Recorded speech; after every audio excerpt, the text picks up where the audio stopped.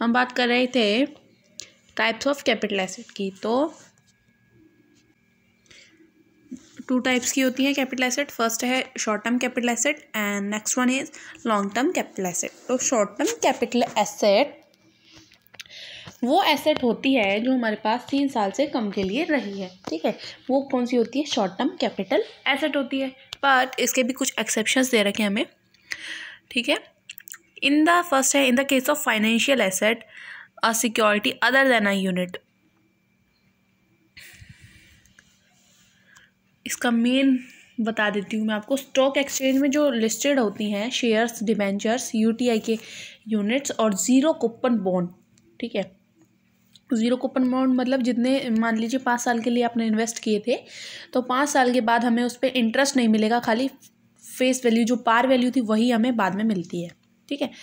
5 year के बाद हमें इंटरेस्ट नहीं मिलेगा। तो 12 मंथ से कम रही है तो वो शॉर्ट टर्म कैपिटल एसेट मानी जाती है। अगर 12 मंथ से ज़्यादा रही है तो वो लॉन्ग टर्म मानी जाएगी। नहीं तो 12 जो हमारे शेयर्स और डिबेंचर्स होते हैं इनके केस में क्या होता है कि वो 12 मंथ रहे हैं तो वो लॉन्ग टर्म कैपिटल एसेट माने जाते हैं, ठीक है। बट अगर वो 12 मंथ से कम रहते हैं तो वो शॉर्ट टर्म कैपिटल एसेट माने जाते हैं।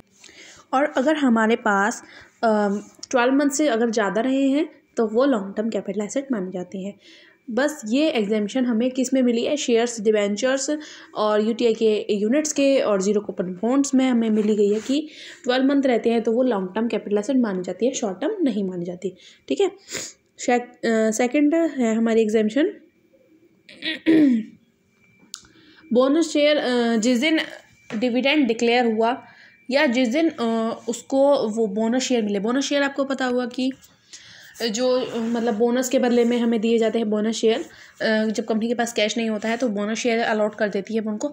तो जिस दिन डिविडेंड डिक्लेयर हुआ उस दिन उनको माना जाएगा, या फिर जिस दिन अलॉट किए गए उस दिन। कौन सी डेट मानी जाएगी? तो जिस दिन अलॉट हुए वो डेट काउंट होगी, ठीक है। अलॉटेड डेट हमारी काउंट होगी। अनलिस्टेड शेयर, अनलिस्टेड जो है शेयर या लैंड एंड बिल्डिंग है तो 24 मंथ से अगर वो नीचे रहती है यानी 2 साल से नीचे रहेगी तो वो शॉर्ट टर्म कैपिटल एसेट मानी जाएगी, ठीक है।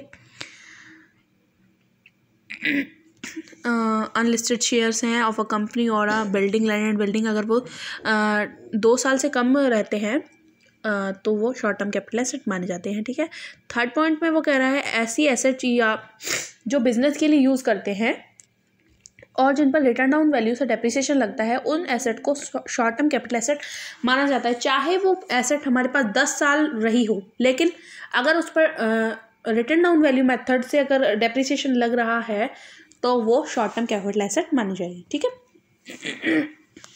फर्स्ट पॉइंट में कह रहा है कि स्टॉक एक्सचेंज में लिस्टेड है शेयर्स, शॉर्ट टर्म है, स्टॉक एक्सचेंज में लिस्टेड है शेयर, डिबेंचर है, जीरो कूपन बॉन्ड्स है, तो उनको अगर 12 मंथ से कम है तो वो शॉर्ट टर्म कैपिटल एसेट मानी जाती है।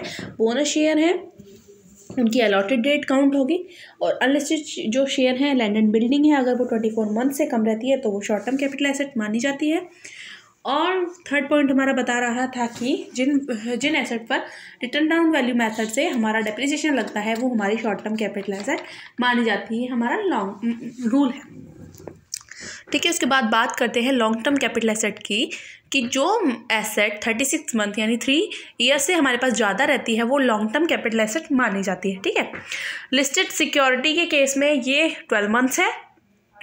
जैसे मैंने पहले आपको बताया, listed security shares, debentures, UTI के यूनिट्स, जीरो कूपन बॉन्ड्स, ये इन सब के केस में क्या है, ये 12 मंथ्स है, ठीक है। एक्सेप्शन में फर्स्ट पॉइंट हमारा यही दे रखा है। सेकंड पॉइंट है कि लैंड एंड बिल्डिंग अगर हमने 1/4/17 के बाद खरीदी है, के बाद बेची है, यहाँ पर आपको ये याद रखना होगा कि लैंड एंड बिल्डिंग अगर 1 अप्रैल 2017 के बाद बेची है तो 24 मंथ्स काउंट करने हैं। अगर 1/4/17 से हमने पहले बेची थी तो हमें उसके लिए 36 मंथ ही काउंट करने होंगे। यहाँ पे दे रखा है आपको, यहाँ पे 24 मंथ्स, और आप इसको हाईलाइट कर लेना, ठीक है। उसके उसके बाद है ट्रांसफ़र ऑफ कैपिटल एसेट की। ट्रांसफ़र का मतलब बेचना, ठीक है। जब भी कोई कैपिटल एसेट का ओनर कैपिटल एसेट का ट्रांसफ़र करता है यानी सेल करता है, अपनी ओनरशिप छोड़ देता है, तो उसको हम ट्रांसफ़र कहते हैं। ट्रांसफ़र में हम किस किस चीज़ों को शामिल करते हैं हमें दे रखा है, द सेल एक्सचेंज और रिलिंक्विशमेंट ऑफ एसेट, रिलिंक्विशमेंट। और सेकंड है the exchange of any right, कोई राइट छोड़ना, कोई सेल एक्सचेंज करना, ठीक है। थर्ड पॉइंट है कंपल्सरी एक्विजिशन कर लेना, यानी कि सरकार जैसे कंपल्सरी ले लेती है हमें, उसके बदले में कुछ कॉम्पनसेशन हमें दिया जाता है। और फोर्थ पॉइंट में अगर कोई एसेट ओनर ने स्टॉक इन ट्रेड में ट्रांसफ़र कर दी है, यानी बिजनेस में एसेट है, ठीक है, प्रोडक्शन के लिए यूज़ करते हैं, और एसेट को स्टॉक की तरह अगर हमने बेच दिया तो वो कैपिटल एसेट मानी जाएगी और ये ट्रांसफ़र माना जाएगा, ठीक है। अब हमें इसमें ट्रांसफ़र वाले पॉइंट को थोड़ा ध्यान से देखना होगा, क्योंकि इसमें कुछ पॉइंट ऐसे हैं जिन्हें हम ट्रांसफ़र नहीं मानते और कुछ पॉइंट ऐसे हैं जिन्हें हम ट्रांसफ़र मानते हैं। तो अभी हम बात कर रहे हैं कि ट्रांसफ़र हम किन किन को मानते हैं। एक सेकेंड दिखाना चाह रही हूँ आपको, जिन जिनको हम ट्रांसफ़र मानते हैं वो ये होंगे, ठीक है। इसमें हमारे केवल इतने ही पॉइंट्स हैं, ठीक है। फर्स्ट पॉइंट तो मैंने आपको बता दिया, कोई भी सेल है, कोई भी एक्सचेंज कर रहे हैं, ठीक है, कोई भी राइट हम त्याग रहे हैं। थर्ड पॉइंट में कह रहा है कि कोई कंपल्सरी हमसे हमारा एक्विजिशन कर लेता है हमारे अंडर द लॉ, किसी लोग जैसे कि हाईवे बनाना है, ठीक है, और आपका घर रास्ते में आ रहा है तो सरकार उसको ले लेगी और उसके बदले में आपको कुछ कॉम्पनसेशन दिया जाएगा, अगर नहीं दोगे तो ज़बरदस्ती छीन लिया जाएगा और कॉम्पनसेशन भी नहीं दिया जाएगा। फोर्थ पॉइंट में कह रहा है कि अगर बिजनेसमैन बिजनेस में एसेट को यूज़ करता था प्रोडक्शन के लिए और वो उस एसेट को स्टॉक मानकर स्टॉक इन ट्रेड की तरह उसको बेच देता है तो वो ट्रांसफ़र माना जाता है, ठीक है।